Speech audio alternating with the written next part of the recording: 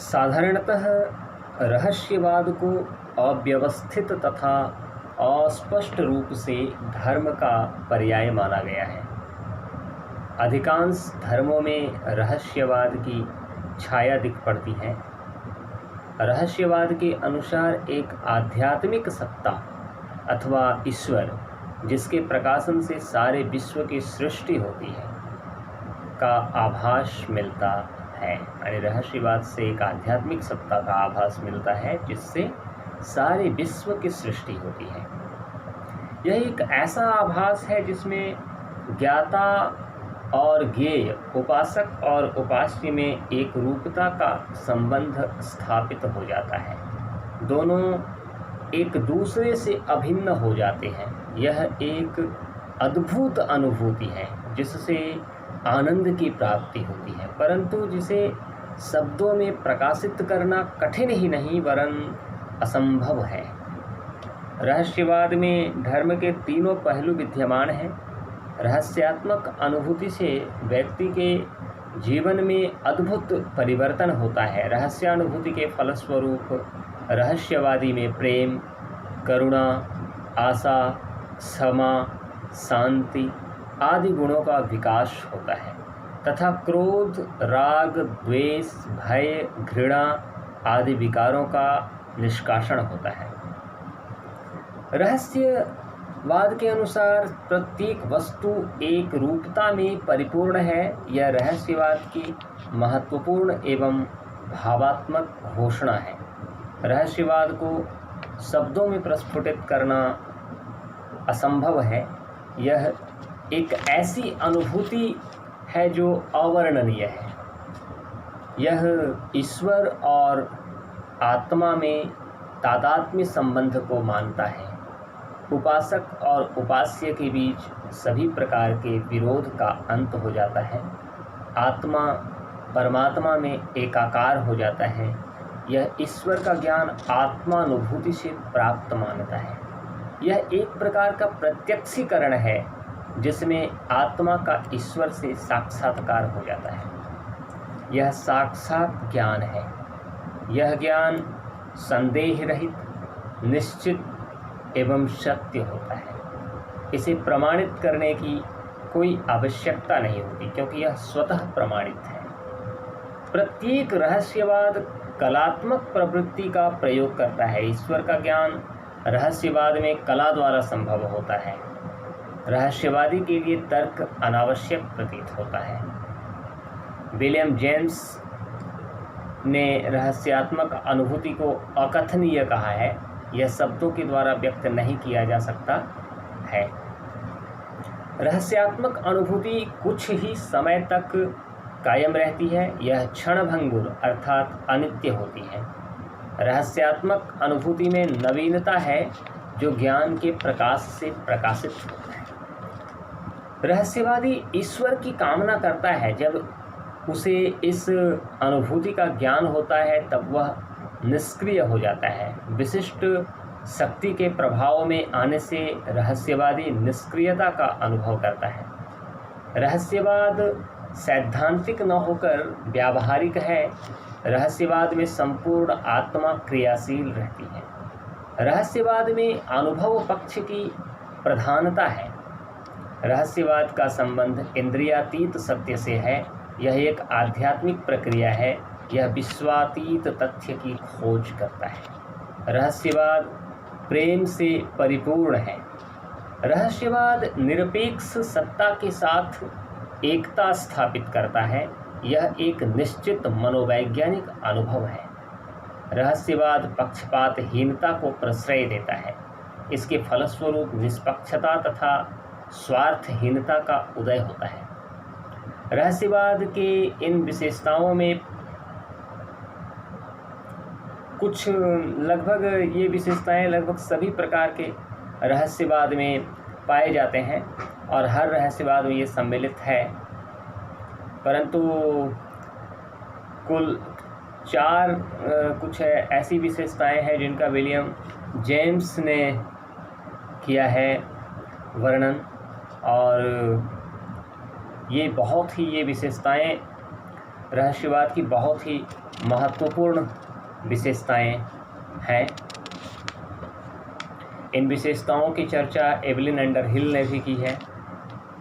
रहस्यवाद का अगर उदाहरण की बात कहें तो रहस्यवाद का प्रथम स्पष्टीकरण चीन का धर्म थियोज्म में पाते हैं। इस धर्म में ताओ आराधना का विषय है। इसका अर्थ पथ होता है। ताओ का अर्थ पथ है, वे है, रोड है। इस पथ का न तो कोई नाम है और न कोई आकार है। लोगों के अनुसार सृष्टि का विकास इसी से हुआ है। रहस्यवाद का दूसरा उदाहरण स्पिनोजा के दर्शन में मिलता है। स्पिनोजा के अनुसार सारा जगत ईश्वर की अभिव्यक्ति है। ईश्वर का ज्ञान स्पिनोजा आत्मानुभूति से प्राप्त करता है। वह ईश्वर के प्रति प्रेम व्यक्त करता है। यह प्रेम सचमुच रहस्यवादी प्रेम है। यह धर्म का आधार है। यद्यपि स्पिनोजा इसे धर्म कहने में संकोच का अनुभव करता है, उसके द्रव्य की व्याख्या में भी रहस्यवाद प्रस्फुटित होता है। रहस्यवाद का तीसरा उदाहरण उपनिषद दर्शन से प्राप्त होता है। उपनिषद दर्शन रहस्यवाद से परिपूर्ण है। उपनिषद में कहा गया है कि रहस्यवादी ज्योति का अनुभव करता है, जिससे मानव को अखंड आनंद की प्राप्ति होती है। रहस्यवाद ग्रीक धर्मों में भी दृष्टिगोचर होता है। प्लेटो ईश्वर की कल्पना कलात्मक ढंग से करता है, जो रहस्यवाद का प्रतीक है। बर्गसा के दर्शन में भी रहस्यवाद का पुट मिलता है। बर्गसा के अनुसार रहस्यवाद दो प्रकार का होता है, अपूर्ण रहस्यवाद और पूर्ण रहस्यवाद। अपूर्ण रहस्यवाद का अर्थ होता है वह रहस्यवाद जिसमें क्रिया का अभाव हो। इसमें व्यक्ति निष्क्रिय रहता है। दूसरे प्रकार का रहस्यवाद पूर्ण रहस्यवाद कहा जाता है। इसमें आत्मा अपने को ईश्वर में विलीन कर देती है। इस रहस्यवाद में आत्मा और ईश्वर का एकीकरण हो जाता है। राधा कृष्णन के दर्शन में भी रहस्यवाद की चर्चा हम पाते हैं। उन्होंने रहस्यवाद को एक ऐसा अनुभव कहा है जो सिद्धांत से स्वतंत्र है। उनके अनुसार रहस्यवाद में निश्चितता की भावना विद्यमान रहती है। रहस्यवाद को अकथनीय भी कहा गया है। रहस्यवाद में आत्मा और ईश्वर में तादात्म्य संबंध हो जाता है। रहस्यवाद का जब हम विश्लेषण करते हैं तो हम पाते हैं कि रहस्यवाद एक लोकप्रिय सिद्धांत है और इसकी व्यापकता को अस्वीकार नहीं किया जा सकता है। रहस्यवाद के मूलतः दो रूप हैं, बहिर्मुखी रहस्यवाद और अंतर्मुखी रहस्यवाद। इन दोनों प्रकार के रहस्यवाद का चरम उद्देश्य परम सत्ता से तादात्म्य प्राप्त करना है।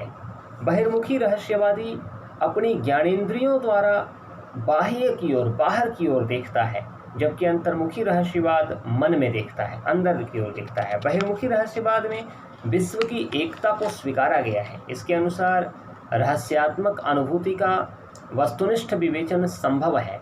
यहाँ तर्क के सिद्धांतों की उपेक्षा की जाती है। यह विश्व में अनेकता में एकता का दर्शन करता है। इसमें बाह्य इंद्रियां क्रियाशील रहती हैं। अंतर्मुखी रहस्यवाद में ईश्वर और आत्मा के बीच तादात्म्यता को स्वीकारा गया है। इसमें मनस की सत्यता में, मन की सत्यता में, अंतर्मन की सत्यता में विश्वास किया जाता है। अंतर्मुखी रहस्यवाद में बाह्य जगत की चेतना नहीं रहती है। इसमें संवेदनाओं तथा विचारों का स्थान रहस्यात्मक चेतना को मिल जाता है। यहाँ रहस्यवादी का ध्यान आत्मनिष्ठ चेतना पर केंद्रित हो जाता है। उपनिषद दर्शन, ईसाई धर्म, महायान बौद्ध धर्म आदि में अंतर्मुखी रहस्यवाद दिखता है।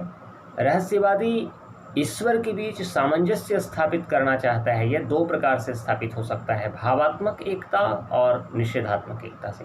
जब एक व्यक्ति ईश्वर को प्राप्त करने के लिए तब तक बढ़ता है जब तक उसे ईश्वर का साक्षात्कार न हो जाए, तो इस प्रकार से प्राप्त एकता को भावात्मक एकता कहा जाता है। और जब साधक अनंत ईश्वर को प्राप्त करने के लिए विश्व की समस्त वस्तुओं का निषेध करता हुआ ईश्वर को अपनाता है, तो इस एकता को निषेधात्मक एकता कहा जाता है। इन सारी विचारों का, इन सारी बातों का मूल्यांकन करने पर यह परिलक्षित होता है कि रहस्यवाद धर्म का एक ऐसा रूप है जो अत्यधिक व्यापक एवं लोकप्रिय है। जिस प्रकार विज्ञान की आवश्यकता पर बल दिया जा सकता है, उसी प्रकार रहस्यवाद की आवश्यकता पर भी बल दिया जा सकता है। एक सफल धर्म के लिए यह आवश्यक है कि वह निश्चित हो। रहस्यवाद में ईश्वर का साक्षात ज्ञान होता है, इसलिए कोई भी धर्म सफल तभी हो सकता है जब वह रहस्यवाद का सहारा ले। रहस्यवाद धार्मिकता की रक्षा करने में सफल सिद्ध होता है। धार्मिक चेतना के तीनों तत्व ज्ञानात्मक, भावनात्मक तथा क्रियात्मक की पुष्टि रहस्यात्मक अनुभव के द्वारा होता है। रहस्यवाद के शांतिदायक एवं संघर्ष के निरोधक प्रभाव मिलते हैं। रहस्यवादी अनुभव से जीवन में क्रांतिकारी परिवर्तन होते हैं। रहस्यवाद जीवन में प्रेम, शांति एवं आशा के विकास में योगदान कर मानव जाति की सराहनीय सेवा करता है। रहस्यवाद धार्मिक जीवन के लिए अत्यंत उपयोगी है। रहस्यवाद धार्मिक मान्यताओं को प्रमाणित कर धर्म में सजीवता एवं गति प्रदान करता है। इन विशेषताओं के बावजूद रहस्यवाद आलोचना का विषय रहा है। रहस्यवाद के विरुद्ध यह कहा जा सकता है कि यह विश्व की प्रगति के लिए किसी प्रकार की विचारधारा को नहीं अपनाता है। रहस्यवाद विश्व की व्याख्या करने में असमर्थ है। विश्व की व्याख्या नहीं करने के कारण रहस्यवाद वैज्ञानिक दृष्टिकोण से असंगत प्रतीत होता है। बुद्धिवादियों ने रहस्यवाद को भ्रम मात्र कहा है। हेगल के अनुसार रहस्यवाद दर्शन का निषेध है, यह बुद्धि का बहिष्कार है। रहस्यवाद के विरुद्ध यह भी आक्षेप किया जाता है कि इसमें भावनाओं का महत्वपूर्ण हाथ रहता है। परिणाम स्वरूप रहस्यात्मक अनुभूति आत्मनिष्ठ हो जाती है। अतः रहस्यवाद में वस्तुनिष्ठता का अभाव है। यह भी कहा जाता है कि रहस्यवाद संशयवाद और अज्ञेयवाद की भूमि तैयार करता है। रहस्यात्मक अनुभूति अकथनीय है। अकथनीय होने के फलस्वरूप यह संशय का विकास करता है। बुद्ध रहस्यवादी थे, इसलिए उनके दर्शन में हम अज्ञेयवाद पाते हैं। रहस्यानुभूति को अवर्णनीय कहा गया है क्योंकि यह एक अनूठा अनुभव है, इसलिए इसे व्यक्त करने में रहस्यवादी असमर्थ है। आलोचकों ने अकथनीयता के कारण रहस्यवादियों का तीव्र विरोध किया है। रहस्यवाद के विरुद्ध यह आपत्ति की जाती है कि यह एक अस्पष्ट अनुभूति है। जब एक साधक को इस अनुभूति का सामना करना पड़ता है, तब वह ईश्वर की प्रधानता के कारण इस अनुभूति का स्पष्ट चित्र नहीं बना पाता है। रहस्यवाद के विरुद्ध कहा जाता है कि रहस्यवाद और ईश्वर पर मानवीय गुण आरोपित करने के कारण मानवीकरण से रहस्यवाद ग्रसित हो जाता है। कुछ आलोचकों ने कहा है कि रहस्यानुभूति विकृत मस्तिष्क का परिचायक है। यह आलोचना हालांकि निराधार है। यद्यपि कुछ उदाहरणों में विकृत मनोवृत्ति का परिचय मिलता है, परंतु इसके आधार पर सामान्यीकरण नहीं किया जा सकता है। इसके विपरीत अधिकांश रहस्यवादियों में स्वस्थ मनोवृत्ति का परिचय मिलता है। रहस्यवादी समाज के पथ प्रदर्शक के रूप में प्रतिष्ठित हैं। वे तीव्र बुद्धि एवं असाधारण प्रतिभा का परिचय देते हैं। उन्हें मानसिक रूप से अस्वस्थ मानना पूर्णतः अनुचित होगा। कुछ आलोचकों का कहना है कि यह असामाजिकता, अकर्मठता और पलायनवादिता को प्रश्रय देता है, परंतु यह आलोचना भी निराधार है। कुछ उदाहरणों में सामान्य निष्कर्ष नहीं निकाले जा सकते और अनेक रहस्यवादियों ने सामाजिक कल्याण में रुचि दिखलाया है तथा कर्मठता का परिचय दिया है। रहस्यवाद पलायनवाद की प्रवृत्ति को प्रोत्साहित नहीं करता है। रहस्यवादियों का कर्मठ जीवन इसका प्रमाण है।